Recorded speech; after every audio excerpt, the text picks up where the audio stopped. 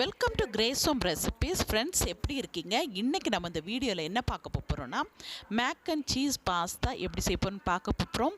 இது ரொம்ப க்ரீமியாக ரொம்ப டேஸ்ட்டாக இருக்கும் ஃப்ரெண்ட்ஸ். எல்லாருமே விரும்பி சாப்பிடக்கூடிய ஒரு டிஷ்ஷை. இதை வீடியோக்குள்ளே போகிறதுக்கு முன்னாடி கிரேஸ் ஹோம் ரெசிபீஸ் சேனலை சப்ஸ்கிரைப் பண்ணாதவங்க சப்ஸ்கிரைப் பண்ணிவிட்டு வீடியோ பாருங்கள். பக்கத்தில் இருக்கிற ஆல் ஐக்கான் பட்டனையும் கிளிக் பண்ணுங்கள். அப்போது நாங்கள் போடுற வீடியோ உங்களுக்கு நோட்டிஃபிகேஷனாக வந்து சேரும். இப்போது நான் ஒரு கடாயில் தண்ணி போட்டிருக்கேன். அதில் ஒரு 500 கிராம் பாஸ்தாவை நான் நல்லா வேக போட்டிருக்கேன். இதோட நான் உப்பு கலந்துருக்கேன். உப்பு சேர்த்து போட்டு வேக போட்டு வச்சுக்கோங்க. பாருங்கள், இந்த தண்ணி நல்லா கொதிக்கட்டும். நல்லா கொதித்து வரும்போது இந்த பாஸ்தா ஒரு முக்கால் பதம் அளவுக்கு முக்கால் பதம் வெந்த உடனே நீங்கள் அதை ஆஃப் பண்ணி அது ஜல்லடை போட்டு அரிச்சு தனியாக எடுத்து வச்சுக்க வேண்டியது தான். பாருங்கள், நல்லா கொதித்து இந்த பக்குவத்துக்கு நம்ம எடுத்துக்க வேண்டியது தான். இப்போ இதை தனியாக எடுத்து தண்ணியை எடுத்து வச்சுக்கலாம். நான் கடாயில் எண்ணெய் ஊற்றியிருக்கேன். ஒரு 4-5 ஸ்பூன் வர அளவுக்கு எண்ணெய் சேர்த்துக்கோங்க.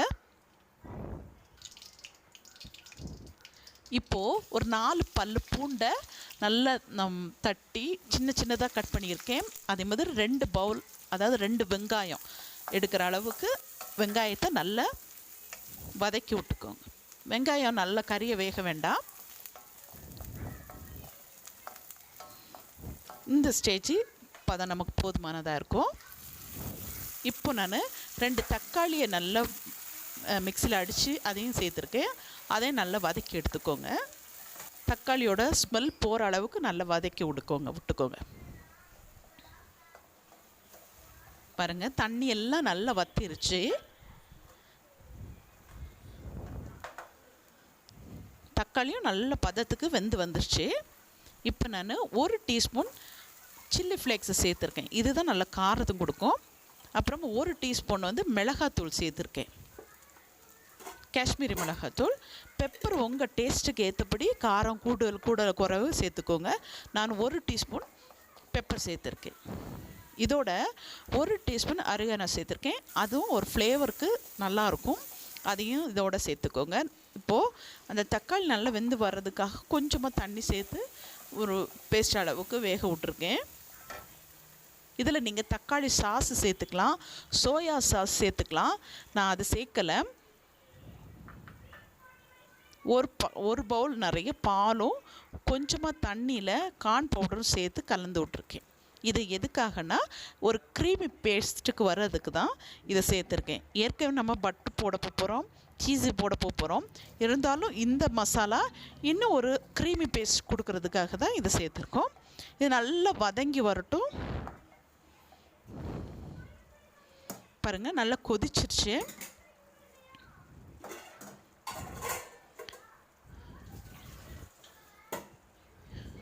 இந்த சமயத்தில் நம்ம என்ன பண்ணுறோம், வேக வச்சுருந்த அந்த பாஸ்தாவை நம்ம கொட்டிக்கலாம். இதில் நீங்கள் உப்பு பார்க்கும்போது உங்கள் பதத்துக்கு உங்கள் டேஸ்ட்டுக்கு ஏற்றபடி உப்பு நீங்கள் சேர்த்துக்கோங்க. நான் வேக போடும்போதே நான் உப்பு கலந்துருக்கேன். அது வீடியோவில் கிளிக் ஆகலை, அதனால் நான் போடலை. இன்னி நான் டேஸ்ட்டு பார்த்து எவ்வளோ உப்பு போடுறேன்னு பார்த்துக்கணும். உங்கள் டேஸ்ட்டுக்கு ஏற்றபடி நீங்கள் சேர்த்துக்கோங்க. பாருங்கள், நல்ல இந்த மசாலா கலந்து விட்ற அளவுக்கு கலந்து விட்டதுக்கப்புறம் நான் சீஸியை துருவி போடலை, அப்படியே பீஸா தான் போட்டிருக்கேன். சீஸை கலந்துக்கோங்க. அதையும் நல்லா கிளறி விடுங்க. அப்போ தான் நல்ல ஒரு மாதிரி க்ரீமி பதத்துக்கு வந்துடும்.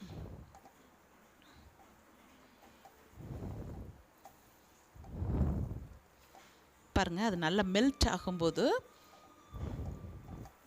சூப்பராக இருக்கும், ரொம்ப டேஸ்ட்டாகவும் இருக்கும்.